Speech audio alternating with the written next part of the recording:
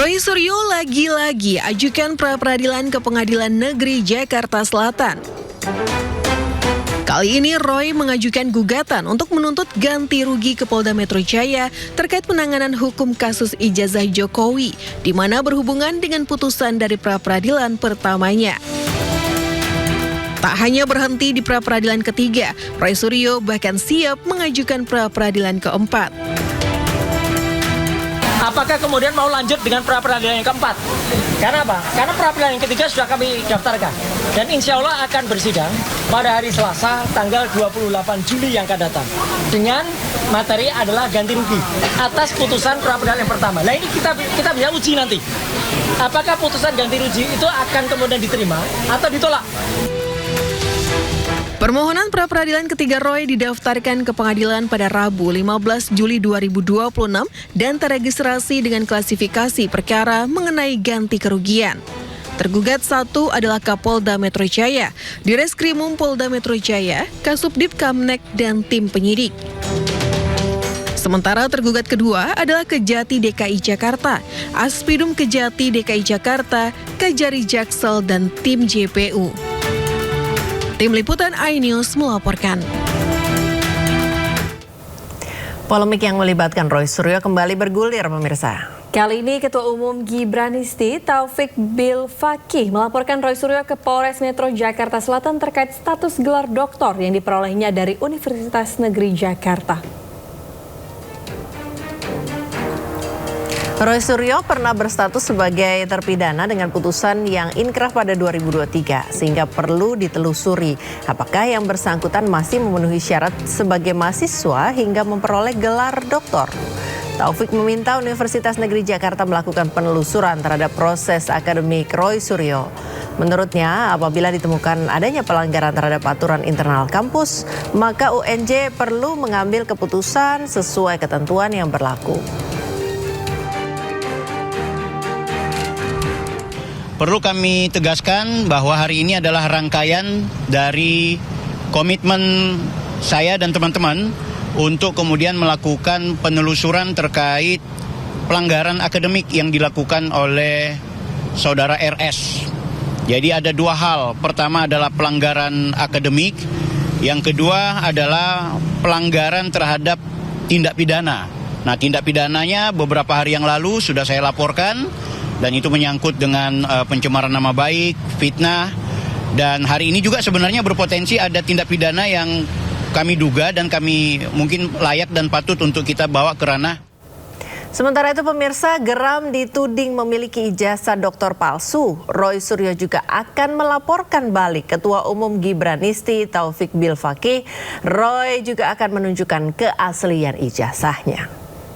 Inilah ijazah asli yang saya dapatkan dari Universitas Negeri Jakarta sah. Di sini ada embosnya, ya, tuh ada embosnya. Ada juga watermarknya. Dan ini bukan ijazah, lintasan stempelnya jelas. Dan ini bukan ijazah baru dicetak di Pasar Pramuka dekat dengan UNJ, enggak.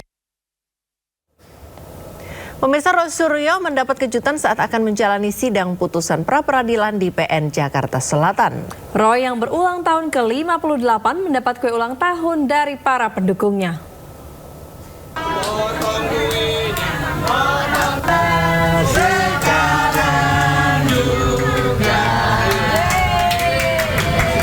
Roy Suryo mendapat kejutan ulang tahun sebelum sidang putusan pra-peradilan keduanya digelar di Pengadilan Negeri Jakarta Selatan pada Senin siang.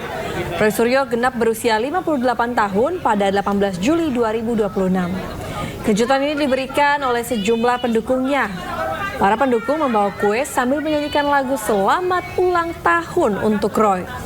Roy memotong kue ulang tahun dan potongan pertama diberikan kepada mantan Wakapolri Ugroseno yang hadir dalam persidangan.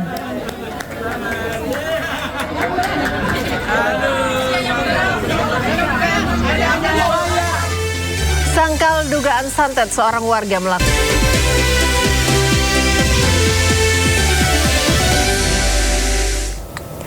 Pemirsa, satu unit mobil box UPS terbakar usai menabrak sejumlah kendaraan di Kota Pariaman, Sumatera Barat. Diduga box lepas dari pengait bodi mobil hingga kendaraan hilang kendali.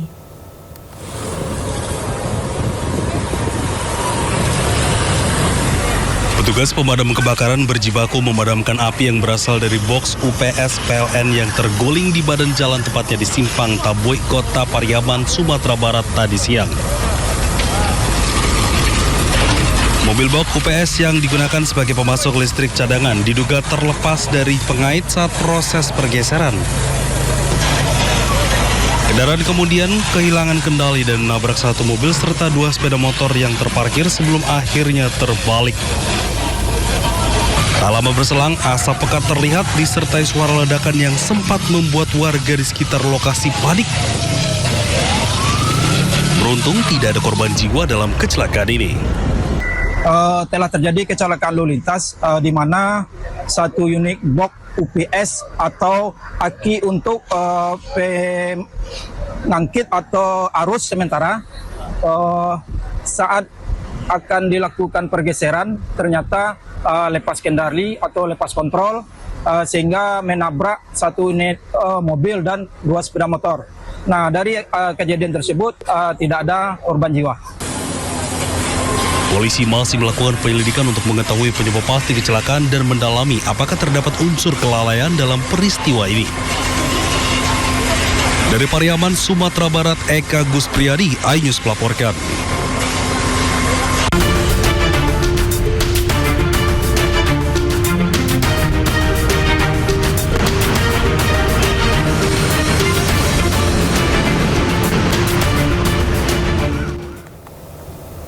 Ya pemirsa, selanjutnya kami akan ajak Anda mengetahui pantauan lalu lintas hari ini di sejumlah wilayah melalui pantauan CCTV Korlantas Polri.